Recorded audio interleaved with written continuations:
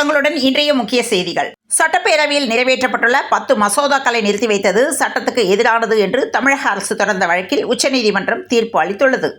தமிழக சட்டப்பேரவையில் கேள்வி நேரத்தில் அதிமுக உறுப்பினர் செல்லூர் ராஜு, மதுரையில் போக்குவரத்து நெரிசல் அதிகமாக உள்ளது, தென்பகுதியிலும் புறவழிச்சாலை அமைக்கப்படுமா என கேள்வி எழுப்பிய நிலையில், மதுரை தென்பகுதி புறவழிச்சாலை அமைக்கும் பணிகள் ஆய்வில் உள்ளது என்று அமைச்சர் ஏவாவேலு தெரிவித்துள்ளார். குடியரசுத் தலைவர் திரௌபதி முர்மு போர்ச்சுகல், ஸ்லோவாக்கியா ஆகிய ஐரோப்பிய நாடுகளுக்கு அரசுமுறை பயணம் மேற்கொண்டுள்ளார். இந்திய குடியரசுத் தலைவர் திரௌபதி முர்மு போர்ச்சுகல் தலைநகரில் உள்ள மகாத்மா காந்தி சிலைக்கு மலர் தூவி மரியாதை செலுத்தியுள்ளார். சமையல் எரிவாயு சிலிண்டர் விலை உயர்வு சாமானிய மக்கள் மீதான நேரடி தாக்குதல் என்று விஜய் காட்டமாக பேசியுள்ளார். ஆண்களுக்கும் இலவச பேருந்து பயணம் கிடைக்குமா என்ற கேள்வி எழுப்பிய நிலையில் அமைச்சர் சிவசங்கர் பரிசீலிக்கப்படும் என்று பதிலளித்துள்ளார். தேர்தல் நேரத்தில் மட்டும்தான் மக்கள் மீது கரிசனம் வருமா என்று தமிழக வெற்றிக் கழகத்தின் தலைவர் விஜய் கேள்வி எழுப்பியுள்ளார். தமிழக சட்டப்பேரவையில் நிறைவேற்றி அனுப்பப்பட்ட மசோதாக்களுக்கு ஒப்புதல் அளிக்கப்பட்டதாக தனது சிறப்பு அதிகாரத்தை பயன்படுத்தி உச்சநீதிமன்றம் தீர்ப்பளித்துள்ளது. பழனி முருகன் கோவிலில் ஏப்ரல் 11 முதல் 13ஆம் தேதி வரை கட்டண தரிசனம் ரத்து செய்யப்பட்டுள்ளது. தமிழக சட்டப்பேரவையில் கேள்வி நேரத்தின் போது பேசிய விளவங்கோடு தொகுதி எம்எல்ஏ தாரகை கத்பட், மார்த்தாண்டம் பேருந்து நிலையத்திற்கு மார்ஷல் நேசமணி பெயரை வைக்க அரசு முன்வருமா என்று கேள்வி எழுப்பினார். இதற்கு பதிலளித்து பேசிய நகராட்சி நிர்வாகத்துறை அமைச்சர் KN நேரு, தீர்மானம் நிறைவேற்றி அனுப்பினால் முதலமைச்சர் அனுமதி பெற்று பெயர் சூட்ட நடவடிக்கை எடுக்கப்படும் என்று தெரிவித்துள்ளார். ஜனசேனா கட்சி தலைவரும் ஆந்திர துணை முதலமைச்சருமான பவன் கல்யாணின் இளைய மகன் மார்க் சங்கர் வயது 8 சிங்கப்பூரில் பிரபல தனியார் பள்ளியில் படித்து வருகிறார். அவரது பள்ளியில் திடீரென தீ விபத்து ஏற்பட்டுள்ளது. அந்த விபத்தில் மார்க் சங்கரும் சிக்கி பாதிப்பிற்குள்ளாகி இருக்கிறார். அவரது கை, கால்களில் காயம் ஏற்பட்டுள்ளதாக கூறப்படுகிறது. அமைச்சர் KN நேரு வீடு அலுவலகங்களில் 2வது நாளாக இன்றும் அமலாக்கத்துறை சோதனை நடைபெறுகிறது. தருமபுரி மாவட்ட வனத்துறையினரால் விசாரணைக்காக அழைத்து செல்லப்பட்ட இளைஞர் உயிரிழந்த வழக்கில் CBI விசாரணை நடத்த வேண்டுமென ராமதாஸ் தெரிவித்துள்ளார்.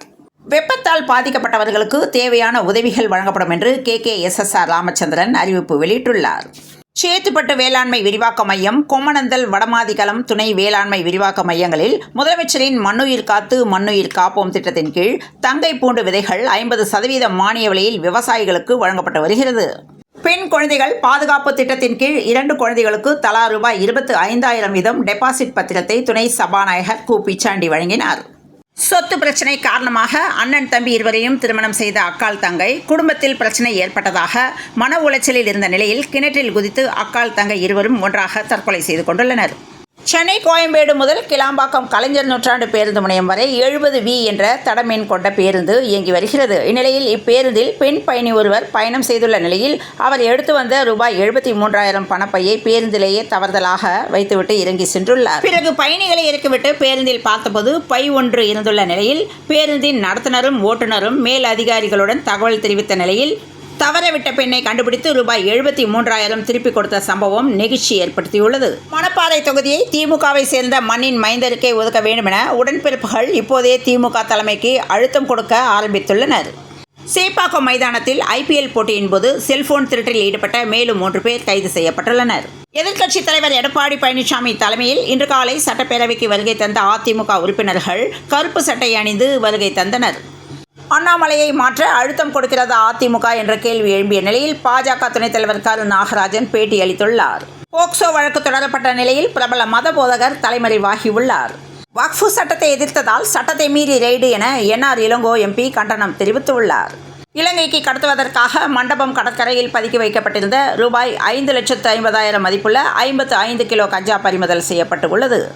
ஈரோடு பண்ணாரியம்மன் கோயில் குண்டவிழாவை ஒட்டி இன்று ஈரோடு மாவட்டத்துக்கு அரசு விடுமுறை அளிக்கப்பட்டுள்ளது. சிவகங்கையில் சிறுமியை கர்ப்பமாக்கிய தொழிலாளிக்கு வாழ்நாள் சிறை அளிக்கப்பட்டுள்ளது. நெல்லையில் இளைஞர் ஒருவர் நள்ளிரவில் அடித்து கொலை செய்யப்பட்டு புதைக்கப்பட்ட சம்பவம் பரபரப்பை ஏற்படுத்தியுள்ளது. விசாரணையில் காதல் சம்பவம் என்று தெரிய வந்துள்ளது. சென்னை கிண்டியில் உள்ள அண்ணா பல்கலைக்கழக மாணவி ஒருவர் பாலியல் வன்கொடுமை செய்யப்பட்ட சம்பவத்திற்கு ஞானசேகரின் மனு தள்ளுபடி செய்யப்பட்டுள்ளது. மதுரை சித்திரை திருவிழாவின் கள்ளழகர் வைகையாற்றில் எழுந்தருளும் நிகழ்வு மே 12ஆம் தேதி நடைபெறும் என கோவில் நிர்வாகம் அறிவித்துள்ளது.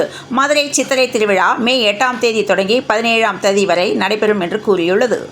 அதிமுக முன்னாள் அமைச்சர் புதுக்கோட்டை விஜயபாஸ்கர் பிறந்தநாள் விழா இன்று அவரது ஆதரவாளர்களால் கொண்டாடப்பட்டு வருகிறது. தஞ்சாவூரில் அதிமுகவை சேர்ந்த சிலர் அவரது பிறந்தநாளை கொண்டாடியது உள்ளூரில் பேசுபொருளாகியுள்ளது.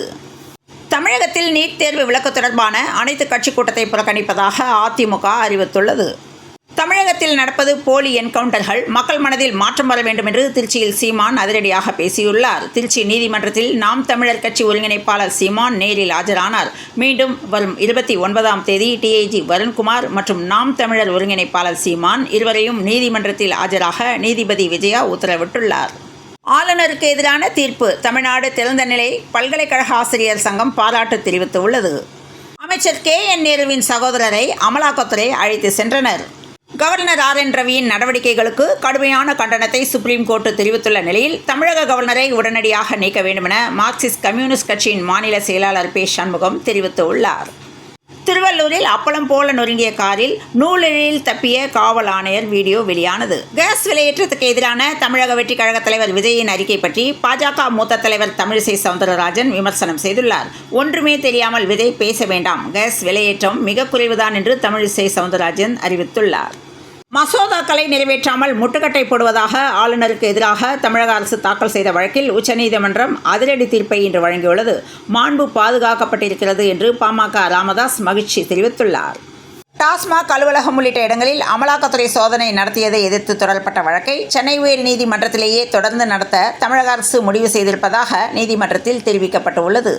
ஆளுநர் விவகாரத்தில் உச்சநீதிமன்றத்தின் தீர்ப்பு ஒட்டுமொத்த இந்திய மாநிலங்களின் உரிமைக்கான வெற்றி என திமுக MP கனிமொழி கூறியுள்ளார். அமெரிக்க அதிபர் ட்ரம்ப், ரஷ்ய அதிபர் புட்டின் இருவரும் தமக்கு ரொம்ப நெருக்கம் என்று கலகலப்பாக சீமான் கூறியுள்ளார். கண்ணூரில் COVID-19 பெருந்தொற்று ஊரடங்கின் போது கிட்டத்தட்ட 2 ஆண்டுகளாக ஒரு மாணவியை பாலியல் வன்கொடுமை செய்ததற்காக மதராச ஆசிரியருக்கு 187 ஆண்டுகள் சிறை தண்டனை விதித்து நீதிமன்றம் உத்தரவிட்டது. IPL தொடரில் 2000 ரன்களை கடந்து லக்னோ சூப்பர் ஜெயின்ஸ் வீரர் நிக்கோலஸ் புரன் அசத்தியுள்ளார். நான் ஓப்பனிங் இறங்கப் போவதில்லை என்று ருத்ராஜ் உறுதி தெரிவித்துள்ளார். IPL 2025 கொல்கத்தாவை வீழ்த்தி லக்னோ த்ரில் வெற்றி பெற்றது. IPL தொடரில் இன்று 2 ஆட்டங்கள் நடக்கின்றன. இதில் பஞ்சாப் மாநிலம் முல்லாப்பூரில் இரவு 7:30 மணிக்கு அரங்கேறும் 22வது லீக் ஆட்டத்தில் Punjab Kings, Chennai super Kings அணிகள் மோதுகின்றன. அர்ஜென்டினாவின் பியூனஸ் அயர்ஸில் நடைபெற்று வரும் உலகக்கோப்பை துப்பாக்கி சுடுதல் போட்டியில் இந்தியா 2 தங்கப்பதக்கம் வென்று அசத்தியுள்ளது. மீண்டெழுந்த பங்கு சந்தை சென்செக்ஸ் 1089 புள்ளிகளுடன், நிஃப்டி 374 புள்ளிகளுடன் நிறைவு பெற்றது. நேற்றைய விட இன்று தங்கம் விலை 1 கிராமுக்கு ரூபாய் 60, 1 பவுனுக்கு ரூபாய் 480 குறைந்துள்ளது.